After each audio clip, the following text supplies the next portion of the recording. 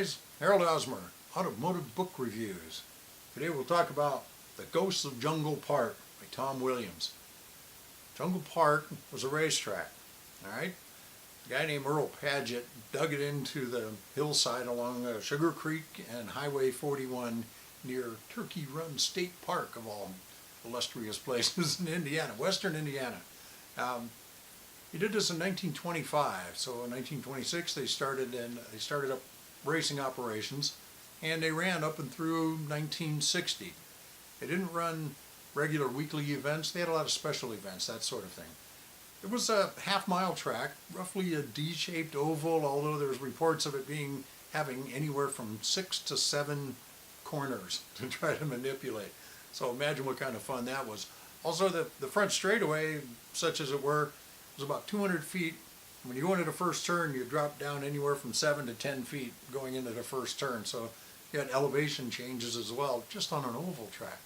Now, mind you, back in this day, you didn't have a whole lot of organization, really, to auto racing. They hadn't quite decided how to hold these sort of events. So Jungle Park really led the way with a lot of that. And that was part of the reason why it went away eventually, was everybody saw what they were doing and were able to capitalize on that. But anyways, a book about small tracks like this is often a futile effort. You know, the guy will put a lot of work into it and it just doesn't come through very well. You know, you get the newspaper archives, this kind of thing, you just scan those and put those in the book, and the reader can never make sense of it. Well, that's not the case here.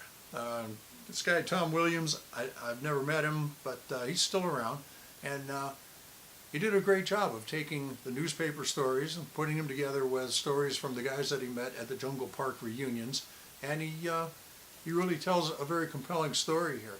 He's able to keep the stats down to where it's interesting and you can follow it, but not so much that they just beat you over the head with it. There's a whole lot of photos in here. He does use some of the period posters and that sort of thing to put them in here. It gives you a good feel for what the racetrack was like. It's a terrific book. It's 330 pages. I managed to get through it reasonably quick.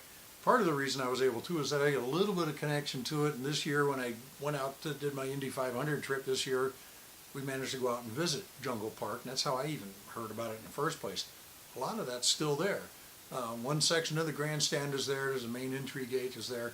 The old filling station and hotel is just up the road from there. So it's a pretty interesting place when you can read about something in the book and you can make a connection to it. So sometime when you're doing a road trip, say from Chicago to, you know, I don't know, Alabama for whatever reason, you can pass by, you know, take a few minutes, go visit Jungle Park. It's terrific. Williams does a good job of telling the story of not only Jungle Park, but racing itself, how the guys came about, why the track was there, what went on there. You know, a lot of Indy 500 guys raced at Jungle Park. Maury Rose, Wilbur Shaw, Tony Bettenhausen, these kind of guys. That's big name stuff. They don't do that so much at the short tracks anymore.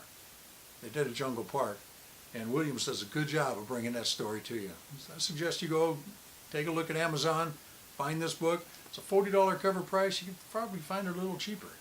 Go ahead and get yourself one, get another one for your friend. It's Harold Osmer, Automotive Book Reviews.